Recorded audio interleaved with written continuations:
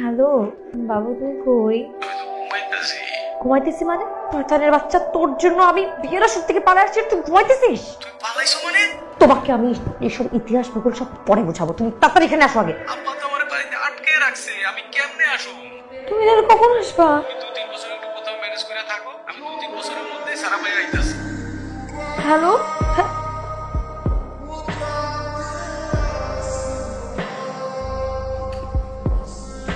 এই কাণ্ডটা করবার আগে তুই একবার আমাদের কথা ভাবলি না? মা প্লিজ আপনি আমাকে মাফ করে দেন। মানে সিচুয়েশনটা এরকম ছিল যে আমাদের আমাদের বিয়ে করে ফেলতে হয়েছে। আমার ভুল হয়ে গেছে, প্লিজ। আচ্ছা আচ্ছা ঠিক আছে ঠিক আছে। আমার মার সামনে এরকম বউ সেজে নাটক করার কি দরকার ছিল? শোন, আমি তো বাসায় আসছি সেফলি থাকার জন্য। দেখ, প্রত্যেকটা ফ্যামিলির একটা সেন্টিমেন্টের জায়গা আছে। আমার মা যে ফিলে আছে, দিন পর্যন্ত জানতে পারবে, কষ্ট পাবে না। আমার ছেলে যে এরকম একটা কাণ্ড করবে এটা আমি কিন্তু কখনো কল্পনা করিনি। আমার নাকটাই পুরো কেটে দিল। তুমি বসো তো অর্ষা, বসো। আমি তোমাদের এই বিয়ে মানি না, মানে আমি তোমাদেরকে নতুন করে বিয়ে দেব। আমি এভাবে আরেকজনের বাসায় আর কদিন থাকবো? আরেকজনের বাসা কোথায়? শাওন তো তোমার বেস্ট ফ্রেন্ড। দেখো, আমি এখানে আর এক মুহূর্ত থাকতে পারবো না। আব্বা তো লক খুলতেছে না, আমি কি করব কিছুই বুঝতেছি না। দেখো, আমার যেটা করো আমি কিন্তু করছি, এখন তোমার যেটা করো প্লিজ তুমি ওটা করো। আমার সিচুয়েশনটা একটু বোঝার চেষ্টা করো। আজকের মধ্যে যদি তুমি আমাকে এই বাসা থেকে বের করে নিয়ে না যাও, আমি কিন্তু এখান থেকে বের হয়ে সোজা তোমার বাসায় চলে আসবো। আমার কথা আমি রাখতেছি না।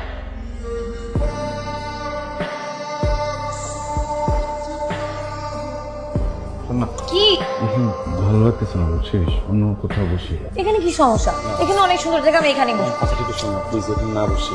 তুই ছাড়, আমি এখানেই।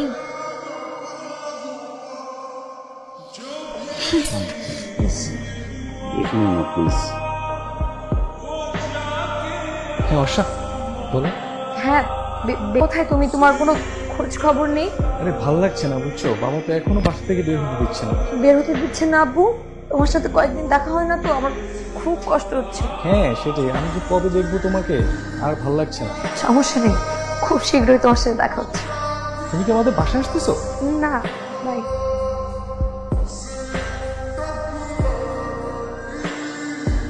কি হচ্ছে এখানে? এটা তোর বাসা? কি বলছিস আমাকে তুই? আরে এটা কে? আপনি কে? আমি কে? আমি তোমার বয়ফ্রেন্ডের গার্লফ্রেন্ড। ছোট বাচ্চা হেল্প করতেছি তোর জন্য। আমার বাবা মাকে ছেড়ে বাড়ি আসছি, আরেকজনের বাসায় বউ ভাই মিথ্যা অ্যাক্টিং করতেছি, আর তুই আমার। সরি অর্ষা। কিসের সরি? কিসের সরি? ওর আরেকটা গার্লফ্রেন্ড আমাকে বলে নাই কেন? আমরা সবসময় ভুল মানুষকে ভালোবাসি। আমি কার জন্য এত কিছু করলাম বল? সব তো শেষ হয়ে যাবে, কোন কিছু বাকি আছে? সব শেষ। একজনকে ভালোবেসে পরিচিত পথ রেখে অপরিচিত পথে তো হেঁটে দেখলাম। তোর হাঁটাটা ভুল ছিল, পথটা ভুল ছিল। আমি আর কোনো পথ চিনি না রে।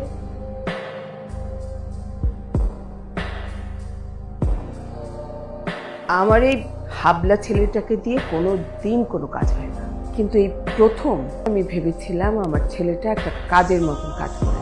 তোমার এই সুন্দর মুখটা দেখে আমি তোমাদের সব অপরাধ ক্ষমা করে দিয়েছিলাম। তোমার উপর আমার কোনো অভিমান নেই। ভুল করলেই তো আর মানুষ খারাপ হয়ে যায় না। তুমি যাও, তোমার বাড়িতে গিয়ে তোমার বাবা মার কাছে ক্ষমা চাও। শাওন, বৌমাকে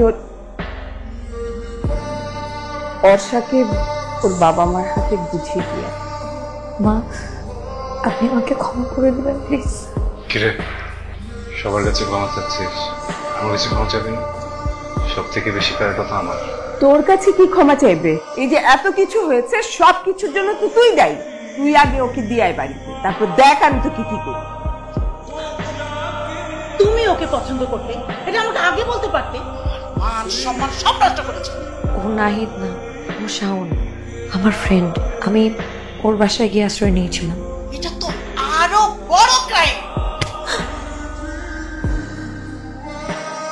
আপনি না আমাকে বসে আরো দুটো চল, আমি ওটা নিতে পারবো, কিন্তু আমি আপনার চোখে পানি নিতে পারছি না।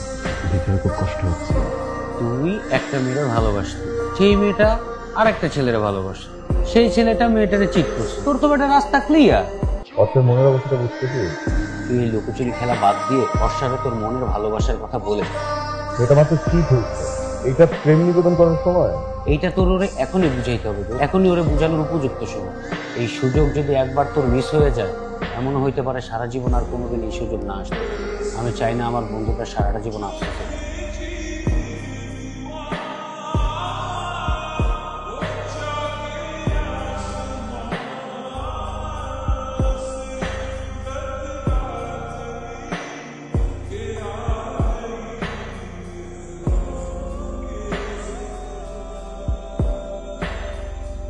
হ্যালো, একটু ছাদে আসতে পারবে? ওকে। কি হয়েছে, কোনো সমস্যা? বলতে আসছিলাম যে জীবনটা তো ছোট, ছোট বিষয়ে মন খারাপ করিস না। কি বলতে চাইছিলি বল।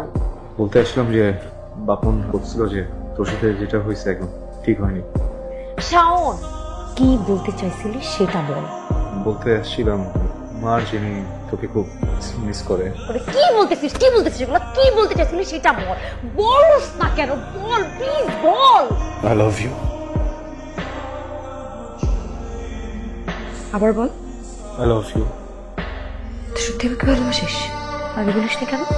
তোকে যখন ফার্স্ট ক্যাম্পাসে দেখি তখন একটা ছেলেকে জুতা দিয়ে মারতেছিলি তোকে প্রপোজ করার জন্য। মনে হয়েছে যে আমি যদি প্রপোজ করি আমাকেও হয়তো জুতা দিয়ে মারবি। আর বন্ধু হয়ে যাওয়ার পর বলিস না কেন? ততদিনে তোর প্রেম হয়ে গেছে। মনে হয়েছে যে দুইটা মানুষের প্রেমের মাঝে গিয়ে একটা কথা বলে ফেলবো। তুই যদি কষ্ট পাস, ছেলেটা যদি কষ্ট পায়। মানে যেই ছেলের জন্য আমি বাসা থেকে বের হয়ে গেছি, এখন পাল্টি ছেলের জন্য আই লাভ ইউ বলতে পারিস না? এখন যদি আমি তোকে বলি আই লাভ ইউ, তারপর যদি অন্য আরেকটা ছেলে এসে আমাকে নিয়ে যেতে চায়, আমি যদি চলে যেতে চাই, তখন তুই আমাকে আটকাবি না, তাই না? না, দিব না। তাহলে কি করবি? জোরে ধরবো, আর কখনো ছাড়বো না, কারোর জন্যই ছাড়বো না। দাঁড়িয়ে আছিস কেন? ধর না।